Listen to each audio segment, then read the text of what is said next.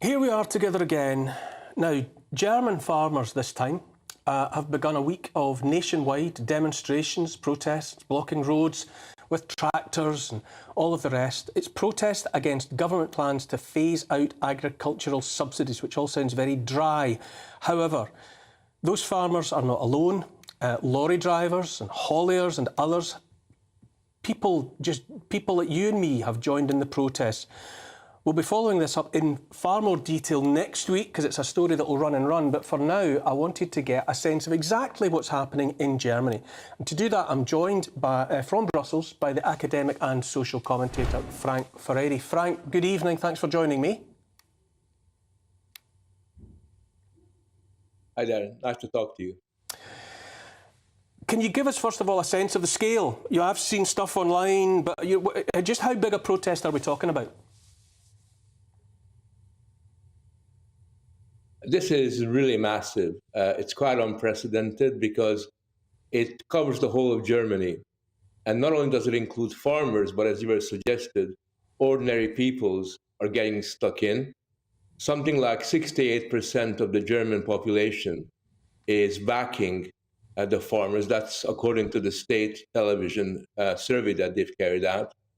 And I've talked to several people who've been on these demonstrations who indicate that what they're really seeing here is a genuine movement who feel that their whole way of life is now under attack because they're not just simply rebelling and protesting against the economic cost of environmentalism in Germany, but what they are really scared about and worried about is that the whole rural way of life will be undermined.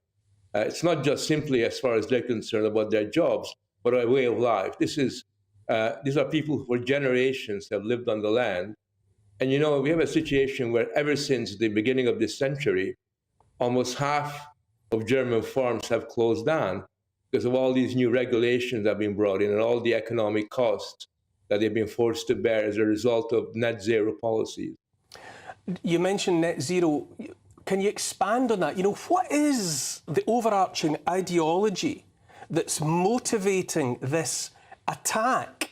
And it is an attack on farmers and farming, not just in Germany, but frankly all over the world.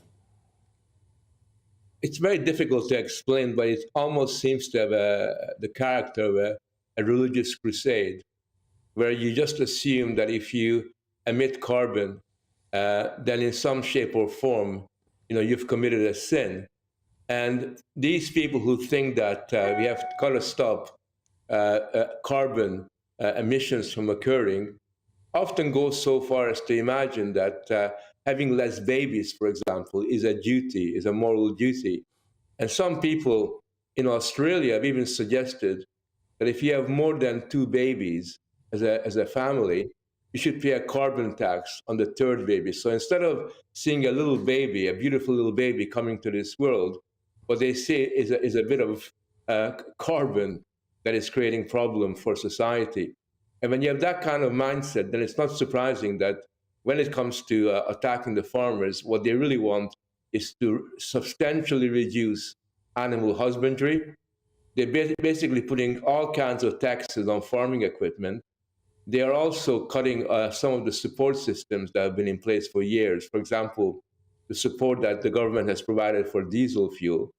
And all that would make farming a very, very difficult enterprise. But worse still, imagine you're a farmer and you've invested all this money in your land and you assume that these are the rules that you have to farm by. But a year later, you're told that the rules have changed because now we have new net zero policies. And 6 months after that, there are even more new rules that come in.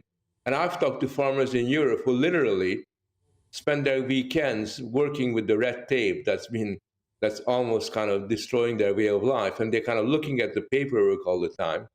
And essentially what they feel is happening is just when they think they understand the demands that are being placed upon them by the net zero lobbyists, new rules come along to erode their way of life.